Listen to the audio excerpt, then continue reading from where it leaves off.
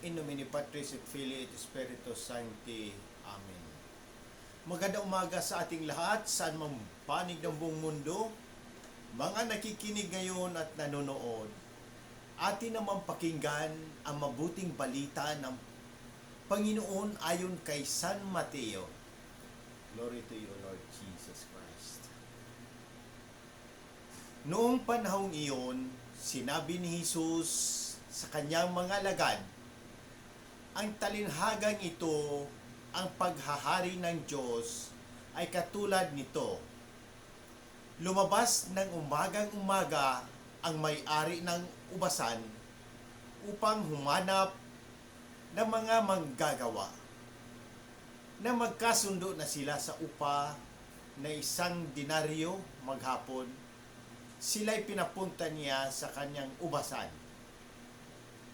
Lumabas siyang muli nang mag-iikasyam na ng umaga at nakakita siya ng iba pang tatayo-tayo lamang sa liwasang bayan. Sinabi niya sa kanila, pumaroon din kayo at magtrabaho sa akin ubasan at bibigyan ko kayo ng karampatang upa. At pumaroon nga sila. Lumabas na naman siya na mag-12 ng tanghali at na mag-ikatlo ng hapon. At gayon din ang ginawa niya. Na mag-5 ng hapon, siya'y lumabas uli at nakakita pa ng ibang wala ring ginagawa. Sinabi niya sa kanila, bakit kayo tatayo-tayo lang dito sa buong maghapon? Wala pong magbibigay sa amin ng trabaho.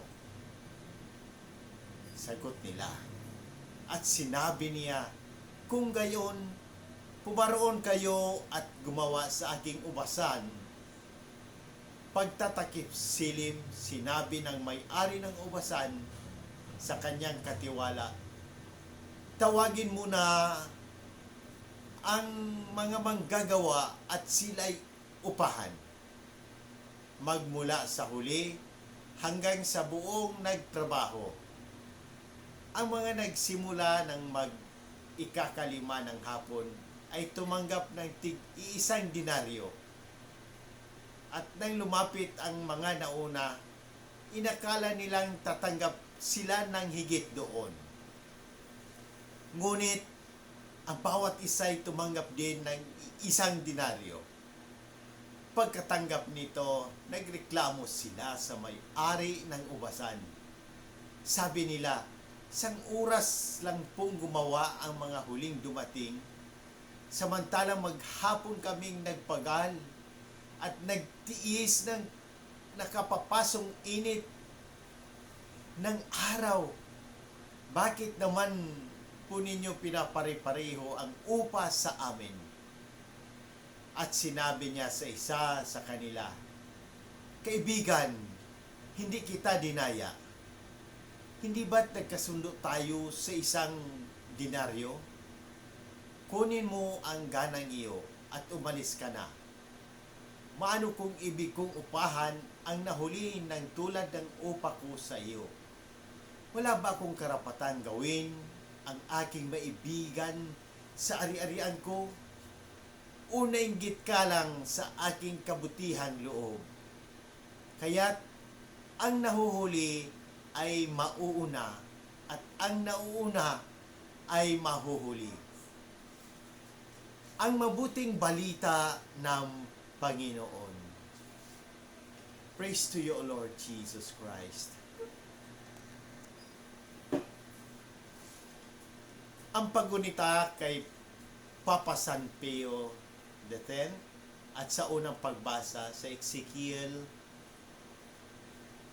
pagnilayan natin bilang mga Romano Katoliko, ang talinghagang tungkol sa mga manggagawa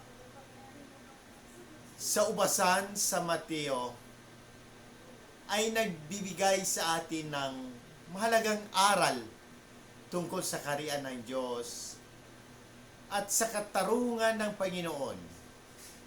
makikita natin dito na ang katarungan ng Diyos ay hindi laging sumusunod sa mga pamantayan ng tao.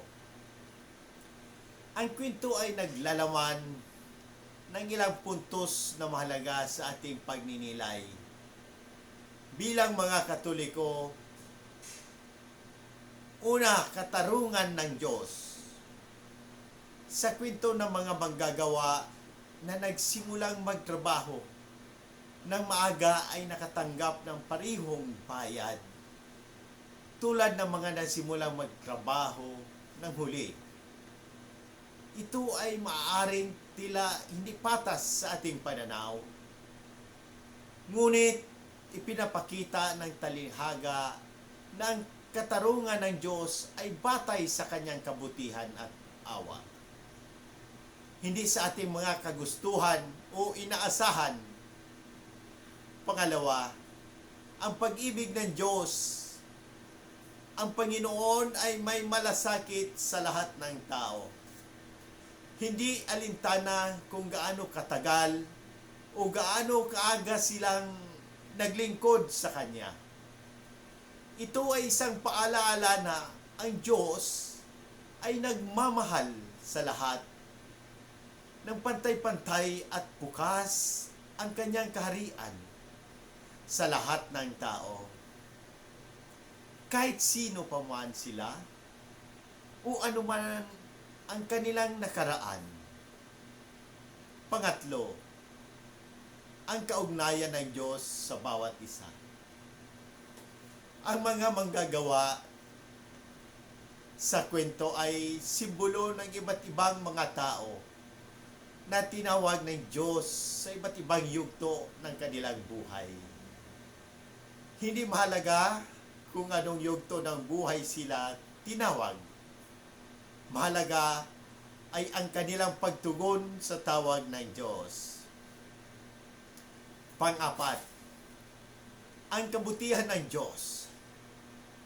Ang may-ari ng ubasan na kumakatawan sa Diyos ay mapagbigay at mahabagin.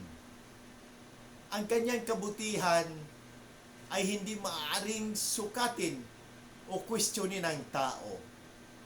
Kung minsan, maaaring hindi natin maintindihan ang mga plano ng Diyos. Ngunit tayo ay tinatawag na magtiwala sa kanyang kabutihan. Sa refleksyon sa pagunita kay Papa San Pio X, si Papa San Pio ay kilala sa kanyang pagsasaulong ng pagsisimba ng mga bata at ng pagtanggap ng banal na komunyon sa mas batang edad. Ang kanyang mga pagsisikap ay nagpapakita ng malasakit sa Diyos para sa lahat ng kanyang mga anak, lalo na ang mga maliliit. Ang kanyang buhay at misyon ay isang paalaala na tulad ng sa talinghaga. Ang bawat isa ay tinatawag ng sa pagkakaisa sa Diyos sa iba't ibang paraan. Ngunit lahat ay binibigyan ng parihong halaga sa mata ng Panginoon. Sa unang pagbasa sa Ezekiel, ang propetang si Ezekiel ay nagsasalita laban sa mga masasamang pastol ng Israel. Inihahayag dito na ang Diyos mismo ang maging pastol ng kanyang bayan. Ang koneksyon sa Ebanghelyo ay malinaw. Ang Diyos bilang pastol at may-ari ng wasan ang may malasakit sa bawat isa sa kanyang kawan at patuloy na naghahanap ng mga nawawala upang dalhin sila sa kanyang kaharian. Sa ating buhay, tinatawagan tayo magtiwala sa kabutihan at katarungan ng Diyos kahit na hindi ito laging naaayon sa ating pag-uunawa. Bilang mga Kristiyano, dapat nating ipakita ang parehong kabutihan at malasakit sa ating kapwa. Sapagkat ito ang tunay na diwa ng paghahari ng Diyos. Sa muli, hinihikayat ko ang lahat, Katoliko man o hindi, na magtanong at pagnilayan ang mensahe ng Ebanghelyong ito. Kung may mga katanungan kayo tungkol sa pananampalataya, ang ating simbahan o anumang aspeto ng ating buhay, bukas ang aking puso na sagutin ang mga ito. Sama-sama nating pagninilayan at pahalagahan ang habag at pag-ibig ng Diyos na ipinapahayag ni Jesus sa Ebanghelyong ito sa pamamagitan ng ating mga gawain at salita. Naway maging daluyan tayo ng habag at pagmamahal ng Diyos sa lahat ng tao. Amen. In nomine Patris et Filii et Spiritus Sancti. Amen. God bless!